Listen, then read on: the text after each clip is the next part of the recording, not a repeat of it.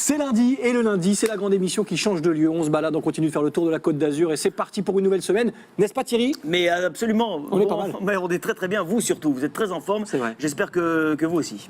Bonjour. On vous donne rendez-vous dans quelques secondes, on va vous donner le menu, il y aura comme chaque semaine des invités, des chroniqueurs, des bons plans, des idées, bref on va s'éclater toute la semaine. Toute la semaine, c'est comme ça, mais on dit rien, on dira ça dans quelques instants. On vous dira qu'on est à l'hôtel Ellington. On le dira après le générique. Après le générique. On voit le générique.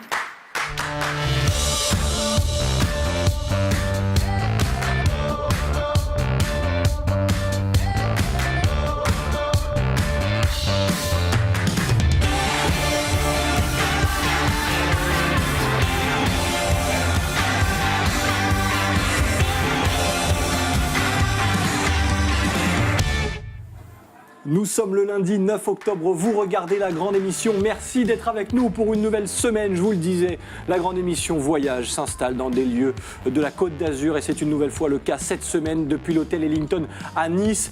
Il est à l'image de ce lieu, classe, élégant et toujours autour de la table avec moi, Thierry Messnage, comment allez-vous ? Bonsoir les amis, bonsoir Seb, comment ça va? Vous êtes élégant comme jamais vous ne l'avez été. Et ça n'est que le début de la semaine. Et ça n'est que le début, restez avec nous jusqu'à dimanche. Ça va être un festival. Une tuerie, comme on dit chez les jeunes. Restez avec nous, le sommaire, on vous le donne tout de suite. Une invitée, directrice adjointe de cet hôtel Ellington, Myrna Clay, est avec nous. Avec elle, on saura tout sur ce lieu, sur son histoire, son évolution, ses projets, bien évidemment. On fera le point et le tour du propriétaire avec elle dans quelques minutes sur ce plateau. Il sera l'heure aussi de parler chronique et le lundi, Thierry. C'est la mode. C'est la mode. La mode, la tendance, la beauté avec Mister Riviera. On le voit ici et on le salue. Salut à toi, Mister, qui nous propose en ce lundi de jeter un petit coup d'œil dans le rétro. Dans le rétro. Et vous regardez vers l'avenir et le présent aussi, car aujourd'hui, en ce moment, c'est l'automne. Et l'automne, qu'est-ce que ça vous inspire? Eh bien, Thierry Messnage est allé dans la rue pour vous poser la question. On aura vos réponses dans quelques instants. Le temps pour nous d'accueillir notre invitée, je vous l'ai dit, elle est directrice adjointe. Juste avant, on va la laisser venir sur le plateau et on va également saluer Rémi Molinari qu'on a failli oublier. Myrna, bonjour, je vous en prie, installez-vous. Je manque à tous mes devoirs, j'ai oublié notre caricaturiste. Comme chaque semaine, je l'oublie à peu près un jour sur deux. Comment va Rémi Molinari? Comment vas-tu? Comment va toute l'équipe? Bonjour Myrna. Salut Rémi. Bah écoute, je suis un enfant du quartier. Hein. Ah ben toi, tu es un enfant de tous les quartiers, j'ai l'impression, Rémi. Non, mais là spécialement. Bon. Spécialement, je suis vraiment un enfant de ce quartier du Bouchage. Voilà. Est-ce que le lieu t'inspire? Ah, tout à fait. Bon, tout à fait. Notre invité aussi?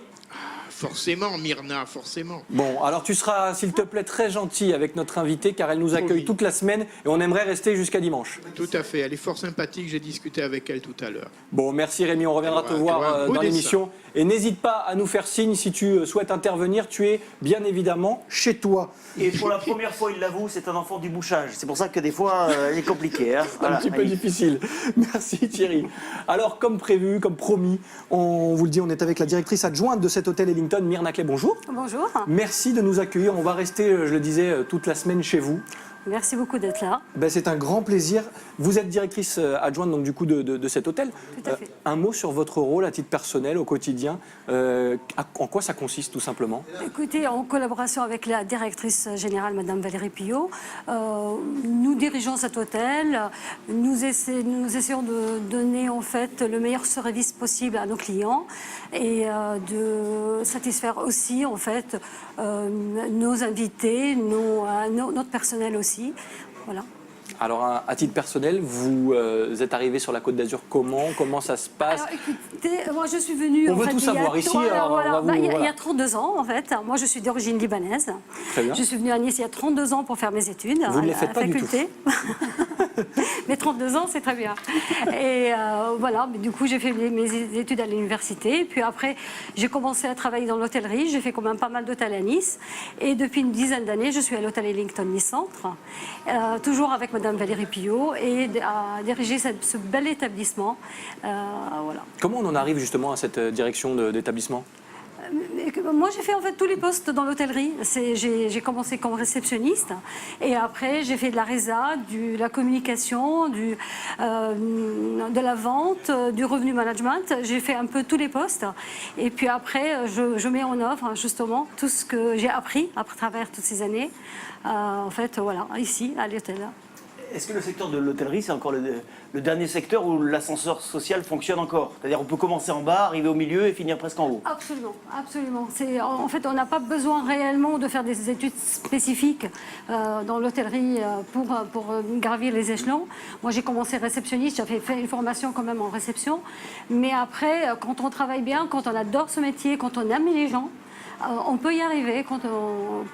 Il ne faut pas compter ses heures, il faut bien s'impliquer, mais c'est un très beau métier. Vous n'avez jamais eu l'opportunité d'aller ailleurs, parce que vous l'avez dit là à l'instant, donc Nice, souvent dans l'hôtellerie, on a que l'embarras du choix, Oui, parfois. Oui, en fait, j'ai bougé quand même, j'ai fait pas mal d'hôtels à Nice, j'ai fait 6 ou 7 hôtels à Nice, mais j'avoue qu'en fait, j'ai jamais bougé de Nice parce que j'adore cette ville, c'est ma ville maintenant depuis quand même 32 ans. Oui, par certains absolument, côtés, hein. absolument, la Ouais. mer, la montagne, Ouais. et tout ça, la proximité, puis tous les gens, et c'est vrai que j'adore cette ville. J'ai toujours fait ma carrière ici, et c'est vrai que je m'épanouis, et j'adore vendre en fait l'hôtel et la ville. Alors on commence à donner envie bien évidemment aux Niçois et aux voisins aussi de venir découvrir cet hôtel en images aussi, avec de très jolies images de ce lieu qu'on va continuer à découvrir dans cette émission tout au long de la semaine. Myrna Clé, je vous garde bien évidemment avec nous. On ouvre une petite parenthèse et on va s'intéresser à l'automne. Ça vous inspire quoi vous l'automne? Écoutez, c'est entre 2 saisons, on va dire. Ouais. C'est entre le maillot et le manteau, on va dire. C'est pas mal, c'est un bon résumé. Eh ben, on est allé poser la question, en tout cas vous avez posé la question Thierry aux Niçois. Alors, mélancolie, joie, indifférence, l'automne, ça vous inspire quoi? La réponse avec Titi in the City.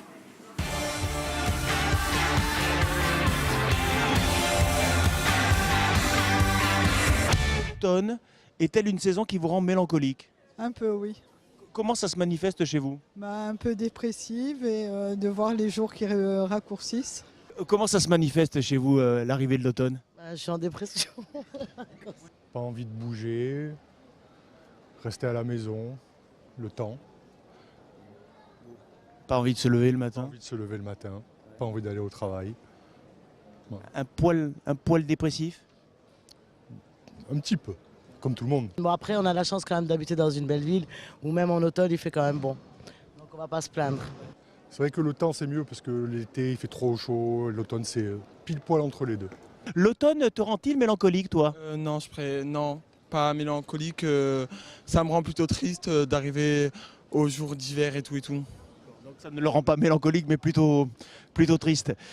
Tu préfères l'été, toi? Oui, je préfère largement. Vous aimez l'automne? Oui, tout à fait. Qu'est-ce que vous aimez dans l'automne? Changement de saison déjà. Ouais. Déjà, c'est normal, ouais. Fin de l'été, pour moi, ça a un temps. Et puis maintenant, on va. Chaque saison, son charme. Tout à fait. Non, ça me rend pas mélancolique, c'est une saison comme une autre. C'est l'une de vos saisons préférées? Je vous pose la question parce qu'il y a des gens qui adorent l'automne. Non, pas vraiment. Ma saison préférée, c'est le printemps quand même. Hein. Quels sont les charmes de l'automne, selon vous, dans notre belle région? Dans la belle région, ça sera difficile à dire, mais ailleurs, c'est la tombée des feuilles, c'est les balades en forêt. Mais ici aussi, hein? Ici, plus compliqué. Hein. Les couleurs changent un petit peu aussi. Un petit peu, peut-être. Ouais. Il y a des couleurs partout, il y a du rouge, du jaune dans les campagnes, la mer elle est d'un bleu royal, il n'y a plus personne sur les plages, elle est à nous, les Niçois. Est-ce qu'il y a des choses qui changent chez vous en automne? Est-ce que vous avez du mal à vous lever le matin? Est-ce que vous avez du mal à sortir? Non, pas du tout. Oui, peut-être un petit peu plus de mal à me lever le matin, c'est sûr. De toute façon, c'est bien connu chez vous, c'est toujours la banane. Et vous Thierry, vous savez parler aux femmes. Vous avez toujours le bon mot, n'est-ce pas? J'ai vu de très loin cette dame, en fait, du bout de l'avenue Jean Médecin, parce que vous avez reconnu que c'était l'avenue Jean Médecin, avec cette banane. J'ai vu une banane et une dame derrière. Je me suis dit, elle est pour moi. La dame, pas la banane. Écoutez, je vous laisse mettre de vos propos. Les gens, chez eux, pourront juger. Il nous a rejoint autour de la table. Aucun rapport, aucune transition, on va le dire tout de suite. Mickaël, Mister Riviera Blog est avec nous. Comment ça va, Mickaël? Ça va et vous? Ça va très bien, on est ravis de vous accueillir. Dans quelques instants, vous allez nous donner vos petites astuces, vos petits bons plans tendance. Si on fait ce qu'on appelle dans le milieu de la télévision un petit teasing, on dit quoi? On dit que, comme ici on est dans un hôtel rétro, avec une décoration un petit peu ancienne, j'ai choisi une boutique qui propose des accessoires justement rétro pour aller dans le thème. Je me suis dit que c'était le bon moment de parler de celle-ci. Il est toujours dans le thème, celui-ci, ça marche toujours. On y revient dans quelques minutes. Michael, le temps pour nous de continuer à faire le tour de cet hôtel. Un mot rapidement, je crois que Michael, vous connaissez un petit peu, n'est-ce pas Myrna? Absolument, on se connaît très bien parce que Michael, en fait, était responsable commercial dans cet hôtel avant de faire autre chose maintenant. Et voilà, on a travaillé ensemble dans le même bureau pendant 5 ans. Bon, vous voyez, il a mal tourné, hein. Il fait la grande émission maintenant. Voilà, c'était des années fantastiques, c'est sûr. Bon, alors on revient avec Michael dans quelques instants. Nous, comme je le disais, on va continuer en images également à découvrir cet hôtel. Un mot pour ceux qui n'ont jamais poussé les portes de votre établissement. Si on devait résumer l'ambiance, le cadre, on dirait quoi? Alors déjà, en fait, notre emplacement, on a un super emplacement. On est à 2 minutes après, à peu près de Nice Étoile et de l'avenue Jean Médecin. 5-10 minutes à pied de la place Masséna, de la vieille ville et de la plage. Du coup, l'emplacement est vraiment idéal pour nos clients. Après, l'hôtel il s'appelle Ellington, pour Duke Ellington, le fameux artiste de jazz. Voilà, nous on s'était dit Nice, c'est la ville du jazz. On a l'un de plus ancien en fait jazz festival en Europe, ici à Nice. Alors pourquoi pas en fait avoir un hôtel avec cet esprit jazz. Et voilà, l'idée partant de là, on a fait le nouveau management de l'hôtel a chargé Olivier Antoine de faire la décoration de toutes les parties communes. Voilà, ce qui a donné en fait cette décoration très chaleureuse. Et c'est ce que j'allais vous dire, vous terminez avec ce mot, chaleureuse. On se sent un peu comme à la maison, je me trompe ou... C'est exactement ça, c'est vraiment ça, c'est ce que tous nos clients nous disent, parce que quand on nous demande, et on dit combien de chambres il y a à l'hôtel, j'ai dit 103 chambres, ils me disent mais c'est incroyable, en fait on a plus le sentiment, c'est plutôt 30 chambres, parce que c'est vraiment ça, c'est ce qui revient tout le temps, c'est ce côté cosy, chaleureux, confortable, c'est comme à la maison, et c'est exactement l'idée qu'on a voulu donner depuis le début, même par rapport à la formation de notre personnel, par rapport à leur comportement, il fallait vraiment que ça soit quelque chose de très chaleureux. Bon, et c'est plutôt réussi, on le découvre encore une fois sur ces images. Un mot sur cette saison estivale qui s'est terminée, on parlait de l'automne qui est arrivé maintenant. Oui. Je m'adresse du coup à la directrice adjointe de l'établissement. Comment s'est passée votre saison? Écoutez, elle était excellente. Elle était vraiment excellente parce que après ce qui s'est passé l'année dernière, on pensait que ça allait être encore au ralenti, un peu mieux bien entendu, mais un peu au ralenti. Mais en fin de compte, on est vraiment très satisfait. On a passé une très bonne saison. L'hiver aussi s'annonce très bien. D'accord. Voilà. Oui, oui. La concurrence à Nice, elle vous motive, elle vous inquiète, elle vous stimule? En fait, c'est très stimulant. Elle vous inspire? Ouais, c'est très stimulant, Ouais. parce que quand même, on est comme pas mal d'hôtels 4 étoiles à Nice. Il y a une bonne partie des hôtels qui se ressemblent. On a pas mal d'hôtels dans le coin aussi, en fait, avec une proximité, disons, géographique. Du coup, c'est une bonne chose. On a une bonne collaboration aussi avec ces hôtels-là quand on a besoin. Vous voyagez un peu à travers le monde, à travers l'Europe pour voir ce qui se fait ailleurs et ce qui pourrait inspirer peut-être des hôtels de même catégorie et que vous pourriez alimenter pour votre hôtel? Tout à fait, Ouais. tout à fait, parce que moi-même je voyage énormément en fait pour vendre l'hôtel Ellington à travers le monde, en collaboration avec le CRT, l'Office du tourisme, même à tout France. Nous faisons pas mal de déplacements en fait à travers le monde, surtout en Asie, mais aussi en Scandinavie, aux États-Unis, au Canada. Réellement, on est tout marché. Et puis en même temps que nous vendons l'hôtel, moi je m'inspire beaucoup sur ce qui se fait ailleurs. Voilà, quand on a commencé à offrir le Wi-Fi à nos clients, quand on a commencé à offrir les bouteilles d'eau dans les chambres, etc. Tout ça, ça a été inspiré en voyant en fait les autres hôtels un peu partout au monde et ce qu'ils font, les services supplémentaires qu'ils font. Et ça, c'est très très important parce que nous ne sommes pas tout seuls dans une île déserte. Hein. Alors, ça n'est pas toujours facile, j'imagine, de gérer aussi du personnel. Je voulais qu'on dise un mot aussi sur cette formation avec l'accueil à la française. Est-ce qu'il existe? Comment on peut le caractériser? Est-ce qu'il est facile de former des gens aujourd'hui dans le secteur de l'hôtellerie? En fait, c'est un peu difficile maintenant de trouver du personnel dans l'hôtellerie. C'est surtout ça, parce que du personnel, même un peu qualifié, c'est quand même un tout petit peu difficile. Mais c'est vrai que, comme j'ai dit dès le début, c'est quand on est motivé, quand on aime les gens, parce que c'est vraiment ce métier-là, il faut aimer les gens, et aimer accueillir, aimer renseigner et tout ça. Si en fait on a ces qualités-là, déjà, on peut très très bien apprendre l'hôtellerie. On peut très bien, tout à chacun peut travailler dans l'hôtellerie, mais il faut avoir ces qualités-là. il y a on va dire, une réputation qui est faite aux Français de façon générale. Je ne parle même pas aux Azuréens, hein, je parle vraiment des Français. Est-ce que le Français a tendance à mal accueillir ses touristes? C'est vrai ou on y travaille en tout cas? C'est un cliché.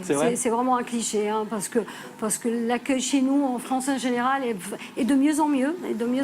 On est très sensibilisés maintenant par rapport à l'accueil des touristes, par rapport à leurs besoins. On a même des formations par rapport à l'accueil de la clientèle japonaise, chinoise, scandinave, parce que chaque client est un client unique. Il faut se comporter différemment avec chaque client, mais toujours d'une façon agréable et vraiment pour le servir. Les profils des clients ont muté aussi ces dernières années. Déjà, effectivement, les pays que vous avez évoqués, l'Asie, la Russie, les pays du Golfe peut-être, sont-ils vos clients dans cet établissement? Et comment est-ce qu'on s'adapte à ces cultures nouvelles? En fait, notre clientèle, elle est vraiment très internationale. C'était l'objectif dès le début en vendant en fait l'hôtel Ellington, c'est de pouvoir en fait couvrir vraiment un maximum de pays. Et la majorité de nos clients sont anglaises, américaines. On a aussi pas mal aussi de japonais, de plus en plus de chinois aussi, et aussi beaucoup d'allemands et de scandinaves. Quelles sont les principales difficultés que vous rencontrez avec ce type de clientèle? En fait, est-ce que vous avez arrivé à répondre à la demande? Je parle de la demande quand elle est un petit peu extravagante. On sait que dans certains hôtels, certains clients ne se privent pas de faire des demandes un petit peu saugrenues, extravagantes parfois.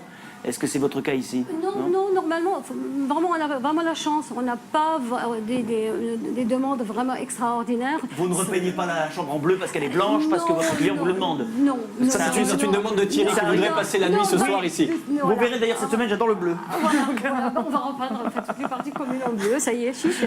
Juste les parties communes, pour moi, ça suffit. Il y a les rideaux déjà, c'est Il y a déjà les rideaux, c'est pas mal. Les rideaux. Non, vous n'avez pas ce genre de souci? Non, pas vraiment. Si un jour ça devait arriver? Pourquoi pas? Parce que je pense que ces hôtels-là, en fait, qui repeignent la chambre et refont la décoration, je pense aussi qu'ils chargent la chambre et il faut payer la chambre de façon adéquate. Oui, pourquoi pas? Tout est faisable. Hein. Bon, enfin, on vous sent passionné, en ça vous pouvez relever n'importe quel défi. Hein. Bon, il n'a pas eu d'exigence particulière pour rejoindre la grande émission, mais c'est un plaisir. Oh, non, en tout cas, non, pas officiellement. Ouais. Pas officiellement en tout cas. Il est avec nous, on en est ravis comme chaque lundi. On parle tendance avec Michael, notre Mister Riviera Blog.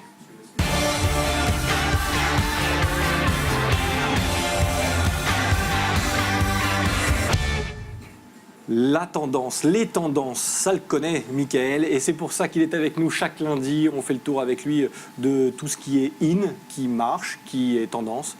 C'est le cas encore aujourd'hui. Alors on l'a bien compris tout à l'heure, on va parler un petit peu accessoires un peu vintage, c'est ça? Voilà, accessoires vintage, donc avec la boutique Mr. Can, donc Mr. Riviera, Mr. Can, on est quand même... Bravo. On est liés. Hein. Mr. Can qui se trouve à Nice. À Nice, attention. Absolument. C'est dans le Vieux-Nice. Donc c'est une boutique, en fait, à la base, c'était une boutique en ligne qui a ouvert il y a 6 ans, qui proposait des cannes de marche. Voilà, des cannes de marche, parce que bon, il n'y a pas beaucoup de personnes qui font Can ça. avec un seul N. Non, 2 N. Avec 2 N. Ah, Mr. Can. Comme une canne. Pour marcher. Ah, d'accord, Can. Ça prend 2 N, Can. Mettez-en 3 même si vous voulez. Moi j'ai du mal à marcher. Il n'y a pas le S comme la ville. Il n'y a pas le S comme la ville, c'est canne au singulier. Parfait. Donc, voilà, parfait. Donc oui, il s'était spécialisé dans les cannes, les ventes de cannes. Voilà. Ne regardez pas Thierry quand vous parlez de cannes. Non, mais je viens de comprendre que Cannes, c'est animal en fait, avec un seul N. Oui. Voilà, merci.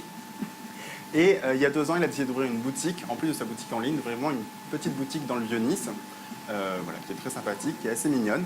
Donc il a commencé voilà, par les cannes, j'en ai amené quelques-unes, donc il a vraiment toute gamme de cannes. Hein. Ça va de 15 à 120 €, donc tout dépend en fait du matériel utilisé pour créer la canne. Donc il va y avoir de l'ébène, du bois massif, du métal. Donc j'en ai sélectionné 2 pour vous. Allez-y, hein, vous pouvez les soulever, voilà. C'est ce que je comptais faire. Bravo. Magnifique. Celle-ci, par exemple, qui est faite en étain massif, donc c'est une fabrication italienne, donc voilà, avec un charmant petit motif plutôt sympathique.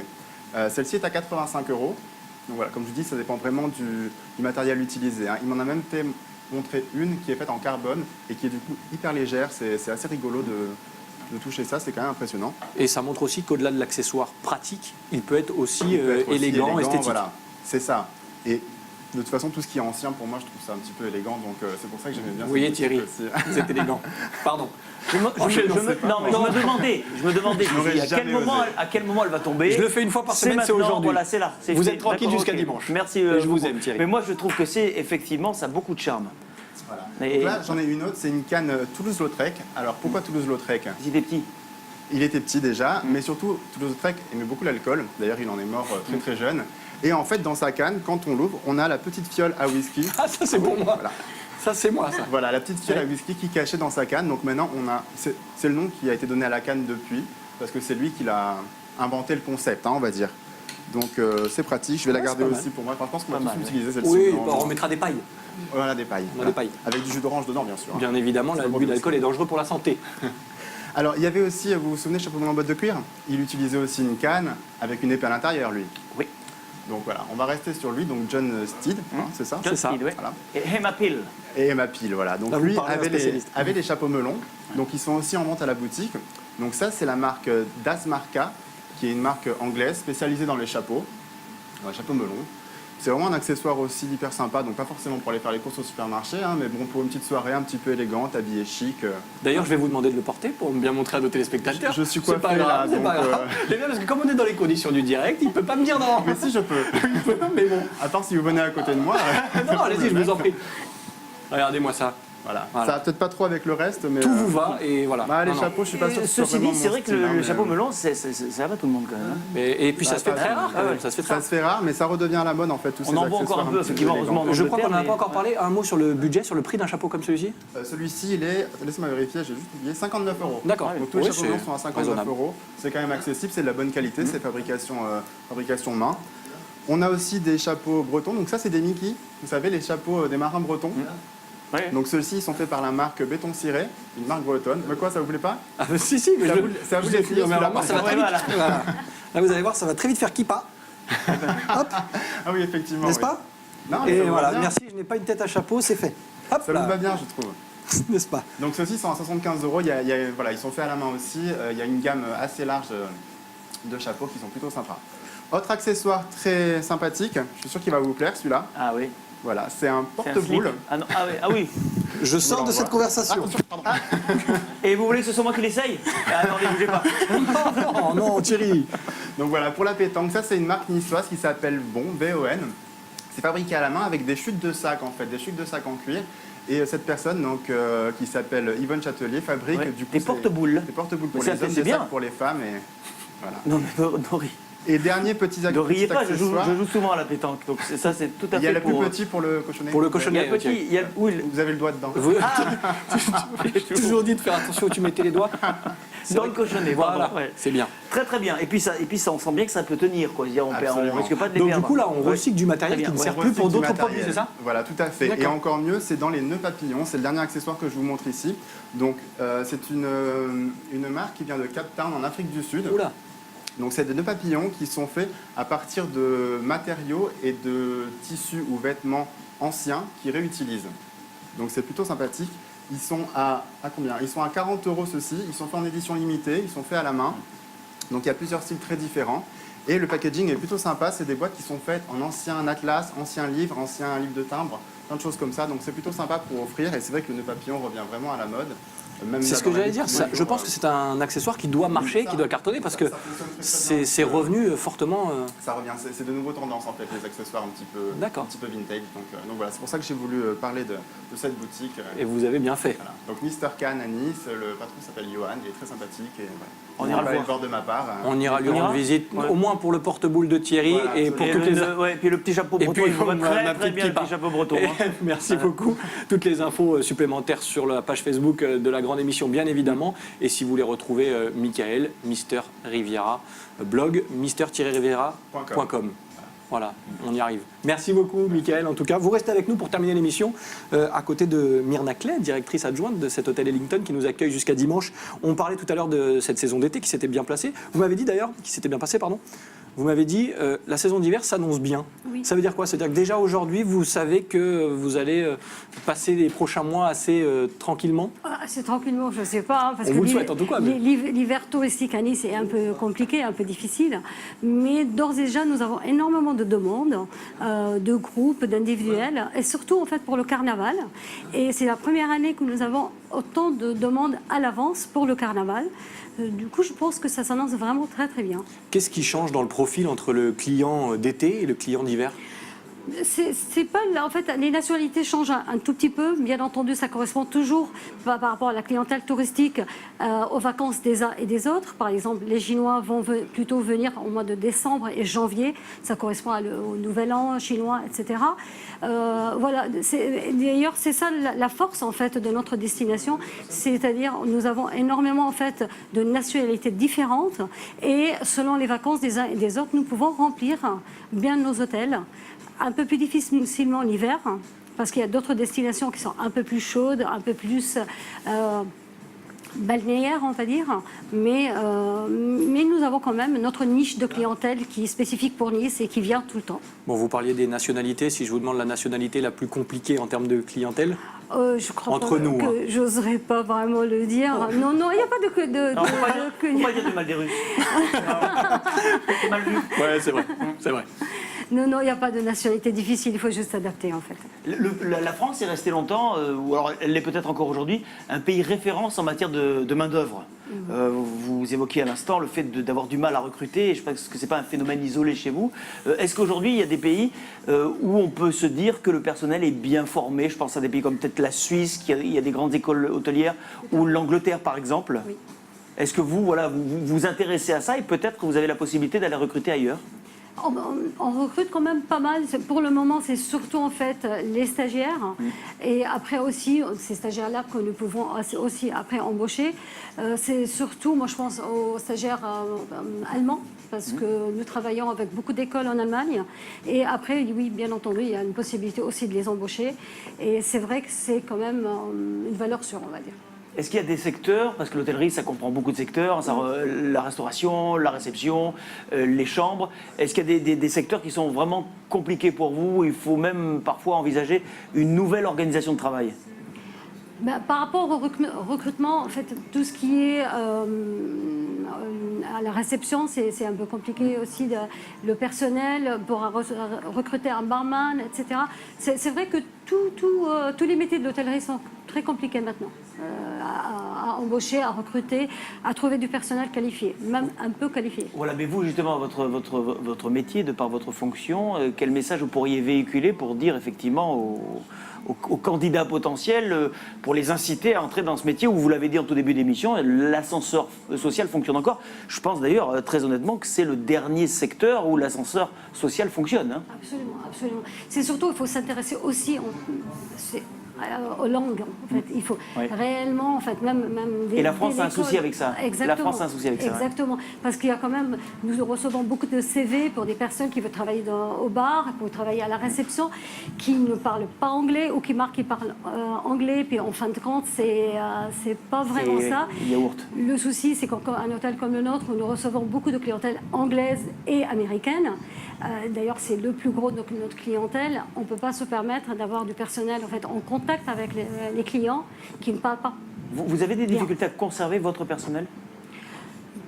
Pas spécialement, vous savez, il y a un turnover quand même, très grand turnover dans l'hôtellerie par rapport à ça, parce que c'est vrai que justement par rapport à l'évolution de carrière et tout ça, on peut bouger d'une année à l'autre, tous les 2 ans, pour avoir un meilleur poste aussi. Ce qui fait que ça tourne quand même pas mal, mais dans l'hôtellerie en général. Alors avant de retourner voir notre caricaturiste pour savoir s'il a été sage avec vous et gentil, je l'espère aussi, on aimerait rester là tranquillement jusqu'à dimanche. Avant d'aller le voir, je voulais vous poser une dernière question, puisqu'on a parlé tout à l'heure de cet hôtel, de l'ambiance, du cadre. Si vous avez, parce que j'imagine que des projets, il y en a toujours, les futures idées qui commencent à germer et que vous aimeriez mettre en place, elles se situeraient à quel niveau ? Là, on a des projets pour améliorer, bien entendu, et encore refaire un peu quelques chambres et tout ça. Maintenant que nous avons plusieurs labels en termes de qualité, d'environnement et tout ça à l'hôtel, nous allons refaire aussi quelques chambres et nous avons un projet pour avoir un petit fitness,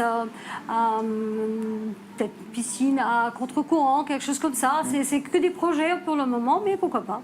On le rappelle parce que je ne suis pas sûr qu'on en ait dit un mot, le nombre de chambres ici ? 103. 103 chambres. 103 chambres, oui. En plein cœur de Nice, boulevard du Voilà, Bouchage. avec 3 salles de séminaire. Et voilà, on a essayé d'être complet. On parlera bien évidemment de cet hôtel que vous allez découvrir toute la semaine dans la grande émission. Merci beaucoup en tout cas d'avoir été Merci. avec nous. Merci de On n'en a m'accueillir. pas encore tout à fait terminé, vous le savez, c'est le moment fatidique. Rémi Molinari a pour vous une caricature. A-t-il été sympathique, Rémi? Est-ce que tu peux nous montrer ton travail? Pas une caricature, 2 caricatures. Ah, tu seras payé la même chose. Myrna, Hôtel Ellington, toute une musique. C'est le Hôtel Ellington, Duke Ellington. Alors justement, à propos de Duke Ellington, que j'adore le jazz, voici un petit portrait de Duke Ellington que j'ai fait de mémoire. Bravo. Eh bien, Voilà, les tu 2 vois, portraits le pourront être dans le bureau si ça vous dit. Exactement. Et puis la ressemblance est vraiment frappante. J'adore. Ouais. Bon, allez, Ouais. ça va. C'est bon, Rémi. Tu pourras avoir les dessins dans le bureau de Myrna Clay, directrice adjointe donc de l'hôtel Ellington, qui était avec nous pendant cette émission. Mickaël, on vous retrouve la semaine prochaine pour de nouvelles tendances, bien évidemment. Thierry, Oui, à demain.